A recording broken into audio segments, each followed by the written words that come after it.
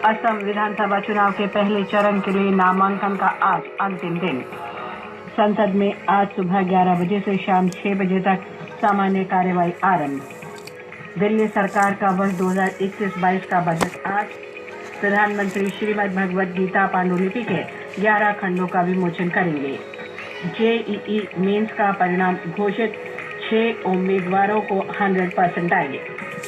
कोलकाता अग्निकांड में 9 लोगों की मौत, रेल मंत्री ने उच्च स्तरीय जांच के आदेश दिए। फिलीपींस के कोविड टीकाकरण प्रमुख कार्लिटो गाल्वेज कोविड टीका निर्माताओं के साथ समझौते के लिए आज भारत दौरे पर। रेलवे के सभी हेल्पलाइन का विलय एक ही हेल्पलाइन नंबर 139 में। और हॉकी में भारतीय पुरुष टीम ने यूरोपीय टूर के चौथे और अंतिम मुकाबले में ब्रिटेन को पराजित किया। समाचार प्रभात में मुकेश कुमार के साथ मैं लवली निगम।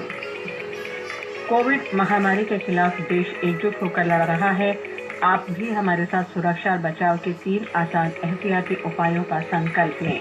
मास्क पहने, 2 गज दूरी है जरूरी, सुरक्षित दूरी बनाए रखें, हाथ और मुंह साफ रखें। और अब समाचार विस्तार से। प्रधानमंत्री नरेंद्र मोदी आज वीडियो कॉन्फ्रेंस के माध्यम से भारत और बांग्लादेश के बीच मैत्री सेतु का उद्घाटन करेंगे। प्रधानमंत्री इस कार्यक्रम के दौरान त्रिपुरा में कई ढांचागत परियोजनाओं के आधारशिला भी रखेंगे। ब्यौरा हमारे विशेष संवाददाता से। प्रधानमंत्री नरेंद्र मोदी आज वीडियो कॉन्फ्रेंसिंग के जरिए भारत और बांग्लादेश के बीच त्रिपुरा में फेनी नदी पर बने मैत्री सेतु का उद्घाटन करेंगे। इसके अलावा वे कई अन्य परियोजनाओं का भी उद्घाटन करेंगे और नई योजनाओं का शिलान्यास करेंगे। फेनी नदी पर बने इस पुल के उद्घाटन के साथ ही भारत के उत्तर पश्चिमी राज्यों तथा बांग्लादेश के बीच यातायात को तेजी से बढ़ावा मिलेगा। मैत्री सेतु त्रिपुरा के सबरूम को बांग्लादेश के रामगढ़ से जोड़ेगा, जिसके कारण त्रिपुरा बांग्लादेश के चट्टोग्राम बंदरगाह से सीधा जुड़ जाएगा, जो सबरूम से केवल 80 किलोमीटर की दूरी पर है। 1.9 किलोमीटर लंबे इस सेतु का निर्माण national highways and infrastructure development corporation कर रहा है। परियोजना की लागत 133 करोड़ रुपए है। प्रधानमंत्री आज सबरूम में एक इंटीग्रेटेड चेक पोस्ट की आधारशिला भी रखेंगे। राजेश झा, आकाशवाणी समाचार, ढाका। प्रधानमंत्री नरेंद्र मोदी ने कहा है कि देश जब अपनी स्वाधीनता की 75वीं वर्षगांठ मना रहा है, तब असंभव लगने वाले लक्ष्यों को प्राप्त करने के लिए ठोस कदम उठाएगा। उन्होंने कहा कि स्वतंत्रता की 75वीं वर्षगांठ का उत्सव ऐसा होना चाहिए जिसमें स्वतंत्रता संग्राम की भावना, शहीदों को श्रद्धांजलि और भारत निर्माण की प्रतिज्ञा का अनुभव किया जा सके। आजादी के 75 साल मनाने की तैयारियों के लिए गठित राष्ट्रीय समिति की कल पहली बैठक को संबोधित करते हुए श्री मोदी ने कहा कि इस उत्सव में सनातन भारत की महिमा और आधुनिक भारत की चमक दिखनी चाहिए। साथियों, आजादी के 75 साल का ये पर्व एक ऐसा पर्व होना चाहिए जिसमें स्वाधीनता संग्राम की भावना, उसका त्याग साक्षात अनुभव हो सके, जिसमें देश के शहीदों को श्रद्धांजलि भी हो और उनके सपनों का भारत बनाने का संकल्प भी हो। प्रधानमंत्री ने कहा कि ये आयोजन 75 वर्षों की हमारी उपलब्धियों को दुनिया के सामने प्रदर्शित करने का एक अवसर होगा और अगले 25 वर्षों के लिए हमें संकल्प के लिए एक रूपरेखा भी प्रदान करेगा। श्री मोदी ने कहा कि 75 साल का उत्सव 130 करोड़ भारतीयों की भागीदारी के साथ मनाया जाएगा और इस उत्सव के मूल में लोगों की यही भागीदारी होगी। इसमें 130 करोड़ देशवासियों की भावनाओं, सुझावों और आकांक्षाओं को शामिल किया जाएगा। उन्होंने बताया कि 75 साल के उत्सव के लिए 5 स्तंभ तय किए गए हैं। ये स्तंभ स्वतंत्रता संग्राम, विचार, उपलब्धियां, कार्य और समाधान हैं। प्रधानमंत्री ने कहा कि देश आजादी के 75 साल के अवसर पर भव्यता और उत्साह के साथ मनाएगा। 75 साल का अवसर अब दूर नहीं है। हम सब इसके स्वागत में खड़े हैं। ये वर्ष जितना ऐतिहासिक है, जितना गौरवशाली है, देश के लिए जितना महत्वपूर्ण है, देश इसे उतनी ही भव्यता, उत्साह के साथ मनाएगा। ये हमारा सौभाग्य है कि समय ने, देश ने इस अमृत महोत्सव को साकार करने की जिम्मेदारी हम सबको दी है। प्रधानमंत्री आज नई दिल्ली में 21 उद्भट विद्वानों की व्याख्या के साथ श्रीमद् भगवद गीता के श्लोकों के पांडुलिपि के 11 खंडों का विमोचन करेंगे। कार्यक्रम में जम्मू कश्मीर के उपराज्यपाल मनोज सिन्हा और सुविख्यात राजनेता डॉक्टर कर्ण सिंह भी उपस्थित रहेंगे। एक रिपोर्ट। सामान्य तौर पर श्रीमद् भगवत गीता। आकाशवाणी समाचार दिल्ली। राष्ट्रपति रामनाथ कोविंद आज से 3 दिन के दौरे पर तमिलनाडु जा रहे हैं। श्री कोविंद आज तिरुवल्लुवर विश्वविद्यालय के 16वें वार्षिक दीक्षांत समारोह में शामिल होंगे। राष्ट्रपति कल चेन्नई में अन्ना विश्वविद्यालय के 41वें दीक्षांत समारोह में भी भाग लेंगे। असम विधानसभा चुनाव के पहले चरण के लिए नामांकन पत्र दाखिल करने का आज अंतिम दिन है। अब तक 52 उम्मीदवारों ने नामांकन पत्र दाखिल किए हैं। इस चरण में विधानसभा की 47 सीटों पर इस महीने की 27 तारीख को मतदान होगा। हमारे संवाददाता ने बताया है कि मुख्यमंत्री सर्बानंद सोनोवाल आज माजुली में नामांकन पत्र दाखिल करेंगे। पार्टी के वरिष्ठ नेता और केंद्रीय मंत्री डॉक्टर जितेंद्र सिंह, असम गण परिषद के अध्यक्ष अतुल बोरा आज नामांकन दाखिल प्रक्रिया में श्री सोनोवाल के साथ रहेंगे। प्रदेश कांग्रेस अध्यक्ष रिपुन बोरा ने कल गोहपुर से अपना नामांकन जमा किया। असम गण परिषद के अध्यक्ष अतुल बोरा और कार्यकारी अध्यक्ष केशव महंत ने भी नामांकन पत्र जमा किया। इसके अलावा राइजर दल के नेता अखिल गगई ने भी गुवाहाटी मेडिकल कॉलेज और अस्पताल से नामांकन दाखिल किया है। जोरहाट से भाजपा के वरिष्ठ नेता और विधानसभा के अध्यक्ष हितेंद्र नाथ गोस्वामी, बेहाली से प्रदेश के वरिष्ठ मंत्री रंजीत दत्ता और ढकुआखाना से मंत्री नव कुमार दोले ने भी नामांकन दाखिल किया। मानस प्रतिम शर्मा, आकाशवाणी समाचार, गुवाहाटी। केरल में होने वाले विधानसभा चुनाव के लिए मतदाता सूची में नाम जोड़ने का आज अंतिम दिन है। शामिल किए गए नए नामों की पूरक सूची जारी की जाएगी। 1 जनवरी 2021 तक 18 वर्ष की आयु का कोई भी नागरिक अपना नाम मतदाता सूची में जुड़वा सकता है। नाम चुनाव आयोग की वेबसाइट www.voterportal.eci.in के माध्यम से जोड़ा जा सकता है। इसके लिए वोटर हेल्पलाइन का भी उपयोग किया जा सकता है। मतदाता केरल सरकार की वेबसाइट पर भी अपना नाम देख सकते हैं। केरल में विधानसभा चुनाव में केवल 1 महीना बाकी है। प्रमुख राजनीतिक दलों के बीच प्रत्याशियों के चयन और सीट बंटवारे को लेकर चर्चा अंतिम चरण में है। हमारे संवाददाता ने बताया कि वाम मोर्चे में सीट बंटवारे को लेकर बातचीत अंतिम दौर में है। सीपीएम और सीपीआई उम्मीदवारों के चयन में लगी हुई है। वहीं संयुक्त मोर्चा में सीट बंटवारे का काम लगभग पूरा हो गया है। केंद्रीय नेतृत्व के मंजूरी मिलने के बाद ही कांग्रेस उम्मीदवारों के नामों की घोषणा की जाएगी।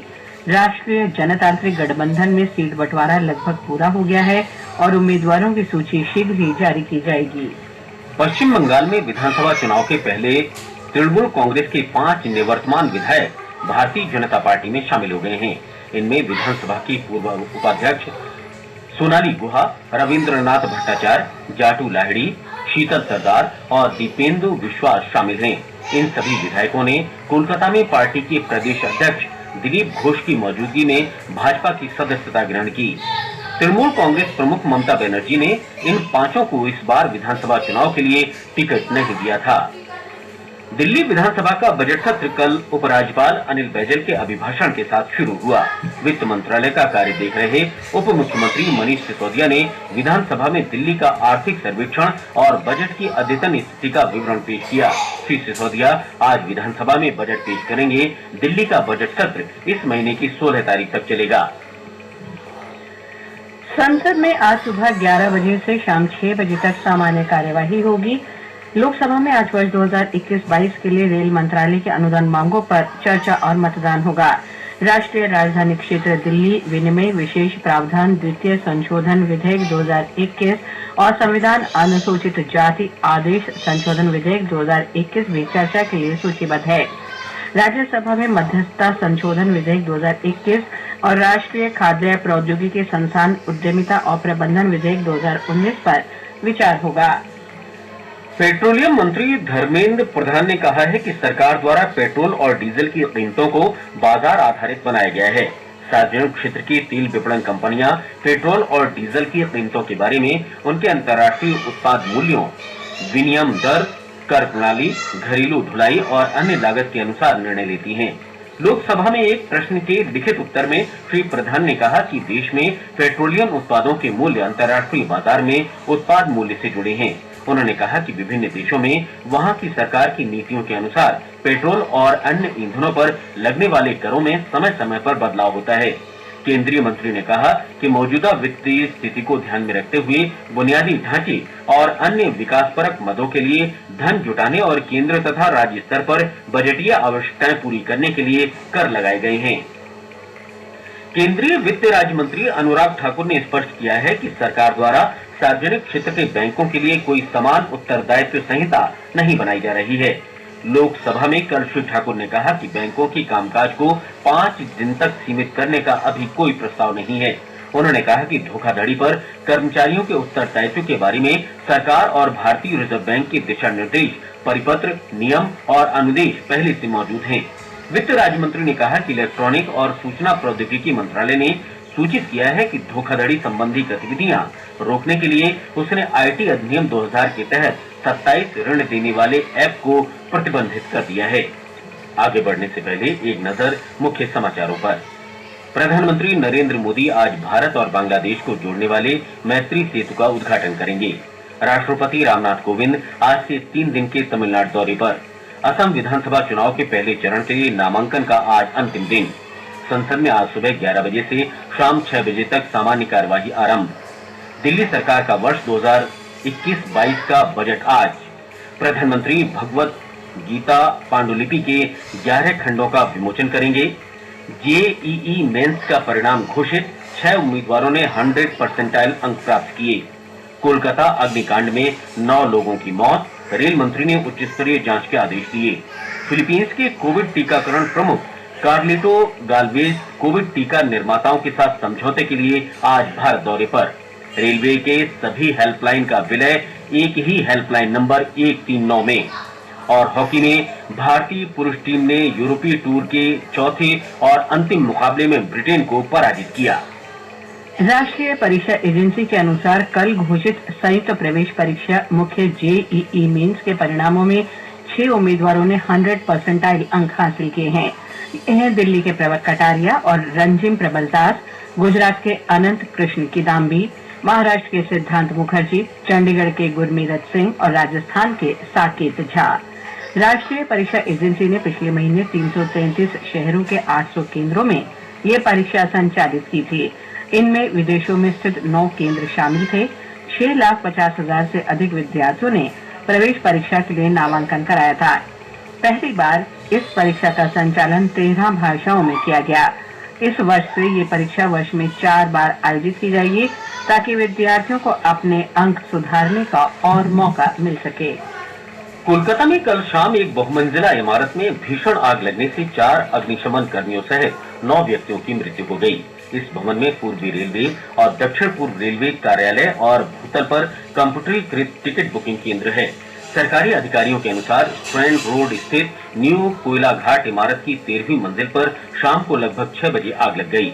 मृतकों में रेलवे का एक वरिष्ठ अधिकारी, त्वरित पुलिस बल का एक कांस्टेबल और कोलकाता पुलिस का एक सहायक उप निरीक्षक शामिल हैं। अभी तक 2 मृतकों की पहचान नहीं हो पाई है।